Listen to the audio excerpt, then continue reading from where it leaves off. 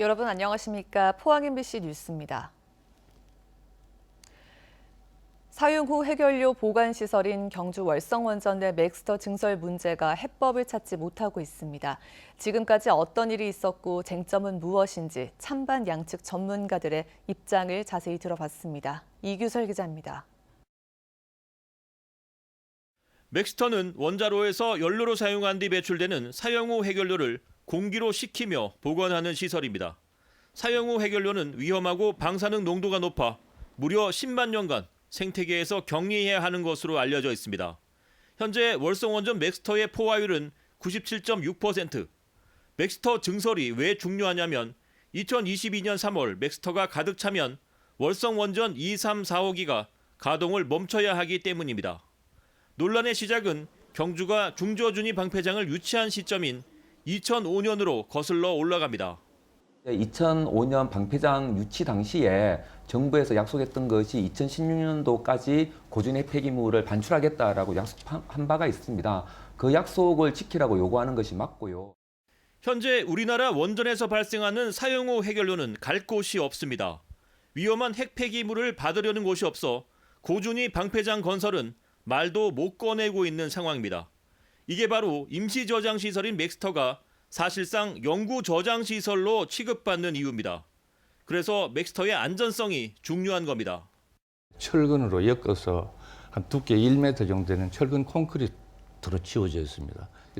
이 벽하고 이 뚜껑하고는 약간 차이가 있는데 원자력 발전소의 그 도움과 똑같은 정도의 그 견고성을 가지고 있습니다. 그래서 미국에서 실험했지만은 팬텀기에 직접 부딪혔을 때도 안전했습니다. 팬텀기는 부서져도. 그 승인 심사 자료를 제가 확인을 해봤습니다. 확인을 해보니까 이 맥스터에 대한 항공기 충돌 실험이 없었다라고 기재가 되어 있고요. 또한 이 맥스터의 앞으로 어떤 사고 관리 계획서가 제출이 되지 않은 것으로 확인이 되고 있습니다. 그래서 이제 맥스터 관리에 행정적으로도 많이 허점이 있다라고 말씀을 좀 드리겠습니다. 원전이 멈추면 경주 경제가 얼마나 심각한 타격을 입을 건지에 대해서도 양측의 생각이 다릅니다. 법정 지원금과 지역자원 시설세가 한 1,250억 정도 경제 세수가 줄어들게 됩니다. 원자로에는 약 430명이 일을 하고 있는데 그러니까 전체 세계는 한 1,300명 정도 일을 하고 있는데 이 사람들의 일자리가 사라집니다.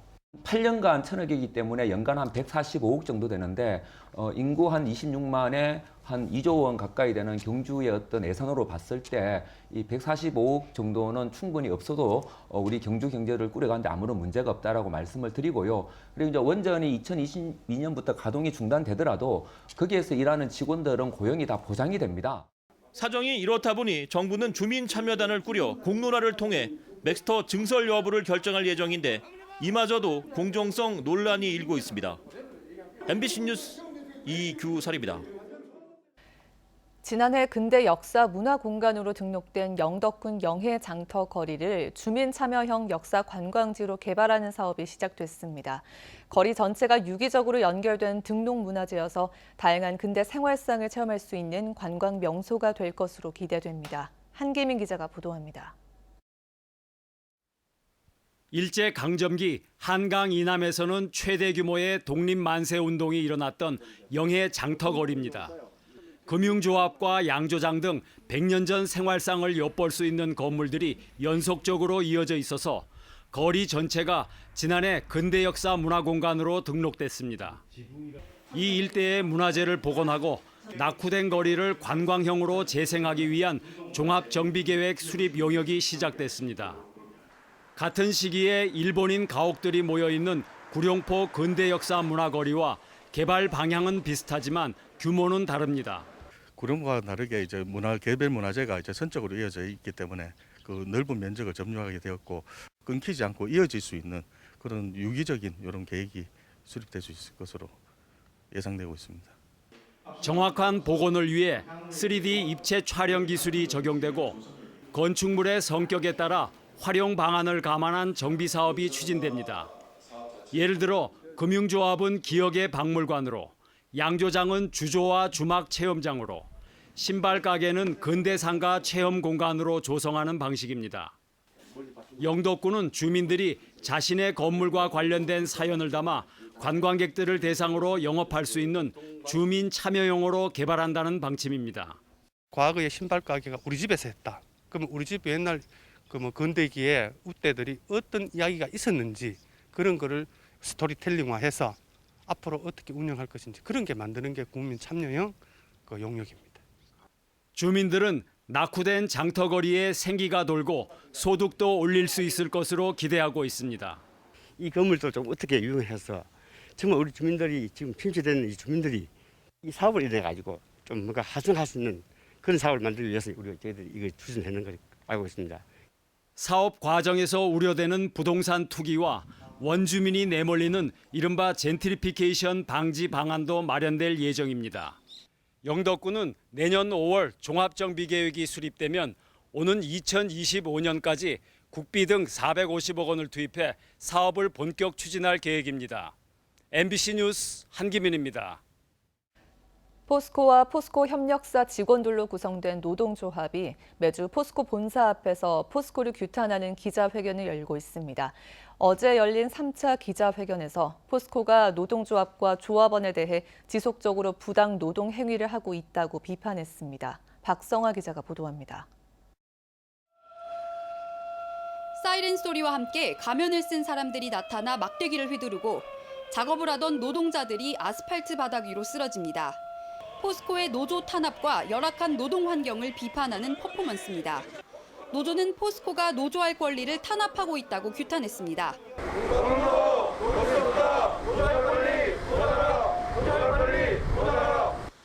법원이 4년 전 포스코 사내하청 노동자들에 대해 불법 파견이라는 판결을 내렸는데 포스코가 대법원에 상고하면서 지금까지도 직접 고용하지 않고 있다고 비판했습니다. 당시 2심 법원 판결을 근거로 이후에도 하청 노동자 600여 명이 추가 소송을 잇따라 제기했는데 이들에 대해 노조 탈퇴 압박까지 벌어지고 있다고 주장했습니다. 가족들을 이용해서 노조를 탈퇴해라 협박이 들어오고 그런 일이 있어가지고 소송을 제기했다가 중도에 하차하는 사람들도 간혹 있긴 합니다. 또 포스코가 지난해 노조 간부 3명을 해고한 것이 부당하다는 노동위원회의 판정에도 불구하고 복직 명령을 이행하지 않고 있다고 주장했습니다. 포스코 노조 만들자마자 노조 무력화하겠다는 회의를 하는 장면을 저희들이 정보를 입수하고 그 회의장을 덮쳤을 때 폭력이 유발되고 그 건으로 포스코는 앞서 제기된 법원 판결과 노동위원회 판정에 불복해 추가 소송을 진행 중이라며 노조 탄압 논란에 대해서도 법적으로 소명하겠다고 밝혔습니다. 3주째 목요일마다 포스코에 대한 기자회견을 진행하고 있는 노조는 다음 주 시민단체와 함께 4차 기자회견을 이어갈 예정입니다. MBC 뉴스 박성아입니다. 경북 대구 행정통합은 경북과 대구를 합쳐 인구 510만의 특별자치도를 만들겠다는 구상입니다. 이철우 지사는 지난 경북도의회에서 2년 뒤인 2022년 7월 출범을 목표로 하고 있다고 답변했는데요. 추진 움직임이 속도를 내며 본격화될 것으로 전망됩니다. 김건혁 기자입니다. 경북의 현재 행정체계는 광역도와 23개 시군으로 구성되어 있습니다. 대구는 광역시와 8개 구군입니다. 경북과 대구가 통합해 특별자치도가 되고 대구는 일반 시보다 높은 자치권을 가진 특례시로 개편됩니다. 경북과 대구 31개 기초단체는 그대로 유지됩니다. 특별자치도의 수장인 도지사는 초광역적 기능에 대한 최종 결정자 역할을 담당합니다. 대구 특례시장을 선거로 뽑을 것인지 특별자치도 도지사가 임명할 것인지는 앞으로 쟁점이 될 것으로 보입니다. 행정통합을 위해서는 특별법 제정이 반드시 필요하고 새로운 형태의 광역단체인 만큼 다양한 특례 보장이 필요합니다. 대구시 행정체제, 경북도 행정체제가 1대1로 딱 결합되는 거예요. 결합돼서 좀 더 권한이 크지 특례가 보유된 지방정부가 새롭게 탄생되는 것이고. 경상북도의 행정통합 계획은 지난 도정질의에서 도지사의 답변으로 발표됐지만 안동 산불 술자리 논란이 크게 부각되면서 제대로 알려지지 못했습니다. 이철우 지사는 당시 답변을 통해 1단계로 올 연말까지 민간 중심의 포럼과 추진위원회를 구성해 공감대를 넓히고 2단계로 내년 6월까지 특별법 국회 통과, 3단계로 2022년 지방선거에서 통합단체장을 뽑아 7월에 출범하는 것이 목표라고 밝혔습니다. 대구를 중심으로 한 경상북도 3개와 경쟁하고 국내에서는 수도권과 경쟁을 하는 그런 체제를 갖추는 것이 굉장히 중요하다고 생각합니다. 경북과 대구 행정통합 움직임은 앞으로 더욱 속도를 내며 본격화될 전망입니다.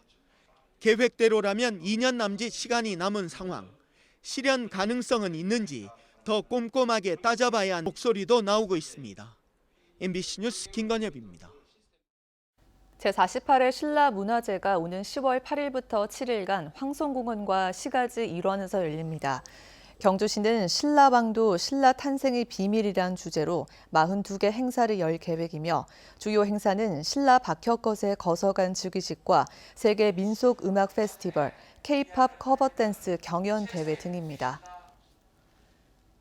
해병대 교육훈련단에서 훈련병이 숨진 채 발견됐습니다. 해병대에 따르면 지난 3일 오후 9시 10분쯤 해병대 교육훈련단에서 신병 교육을 받던 훈련병 21살 A씨가 부대 안에서 숨진 채 발견됐는데 군 수사당국은 정확한 사고 경위를 조사하고 있습니다. 코로나19에 따른 경제 위기가 기업의 실적 부진과 고용 한파로 이어지고 있습니다. 정부의 재정 지출 확대에 발맞춰 포항 지역 경제 주체들도 상생 협약을 맺고 기업 지원과 고용 개선을 위한 대책을 찾아 나섰습니다. 김기영 기자가 보도합니다. 제조업 도시 포항도 불황이 지표에서 뚜렷이 나타납니다. 한국은행 포항본부가 조사한 기업 경기 실사지수 BSI는 지난 4월 35까지 떨어졌습니다.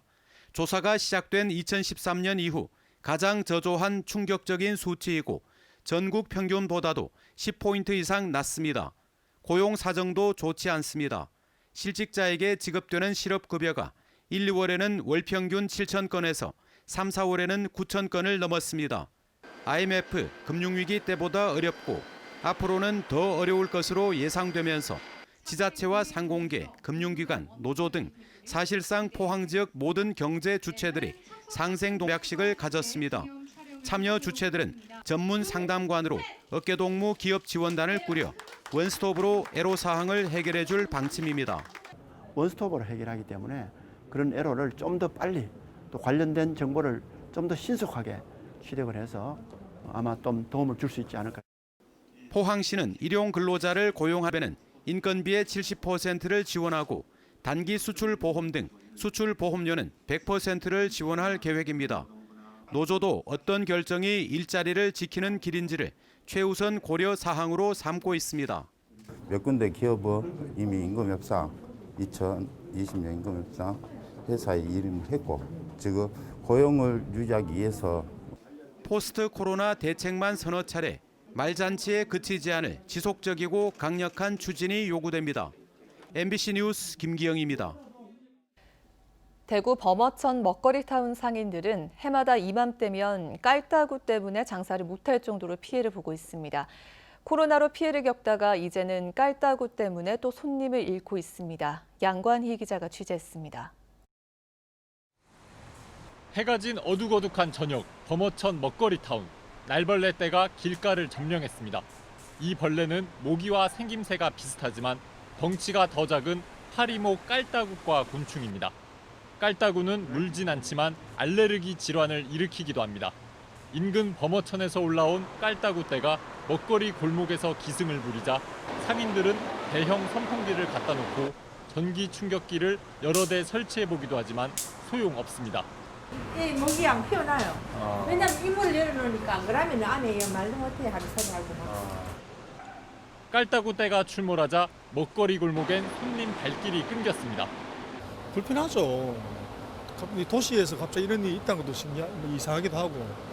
오늘 내가 모르고 왔는데 다음에 다시 여기 약속하자면 나는 안 올 것 같아. 코로나에 깔따구까지 이중고를 겪고 있습니다. 벌레가 막 떨어지고 그러니까 왔다가 그냥 바로 나가세요. 추가 주문 없이 나가시고 일로 들어오시는 분들은 벌레 때문에 다시 돌아가세요. 지금 코로나 끝나고 나서 좀 괜찮아진다 싶으니 벌레 때문에 하니까. 매일 오후 방역업체가 살충제를 뿌리지만 그때뿐입니다. 소독기 4시간만 지나도 깔따구가 거리에서 활기칩니다. 원래가 더 많은 것 같아요, 작년보다. 애들이 밑에 냄새가 나니까 난 꼭대기를 올라가지고 날아갈 거 아닙니까? 그 아들이 숨어 있다가 이제 냄새 이제 날아가면 또 밑으로 내려오고 하니까 완전 타기 힘듭니다. 범어천은 수성목과 지산 하수 종말 처리 작물을 끌어다 쓰는데 하수 침전물이 30cm 이상 쌓여 있고 물 흐름이 없어 깔따구가 번식하기 좋습니다. 그러다 보니 깔따구가 해마다 4월에서 6월 사이 출몰합니다. 수성구청은 방충망을 설치하고 물속 유충을 위해 미꾸라지도 풀어봤지만 공기 반 벌레 반 상황은 여전합니다. 근데 여름만 되면은 벌레가 너무 많아요. 그래가지고 문을 못 열거든요. 자리 깔고 하면 좋은데 그게 안 됩니다. 그래도 몇 년째 뭐 구청이고 얘기해도 뭐 안 돼요. 시정이 잘 안 되고 있습니다. 수성구청은 8억 원 예산을 들여 하천 일부 구간을 시멘트로 메울 예정입니다. 그쪽에다가 이제 뭐 시멘트 같은 콘크리트 치면은 바닥을 정비하면은 거기에 뭐 침전물이라든지 이런 게 안 보일 수가 있기 때문에 그런 게 좀 절감되지 않을까 해가지고. 다만 공사는 빨라야 7, 8월에 해야 시작해 인근 상인들과 주민들은 올해도 피해를 고스란히 겪을 것으로 보입니다. MBC 뉴스 양관입니다. 울릉군은 어촌 유질 사업 대상으로 선정된 서면 태야항과 북면 웅포항에 182억 원을 들여 해양 관광 명소를 조성하기로 했습니다.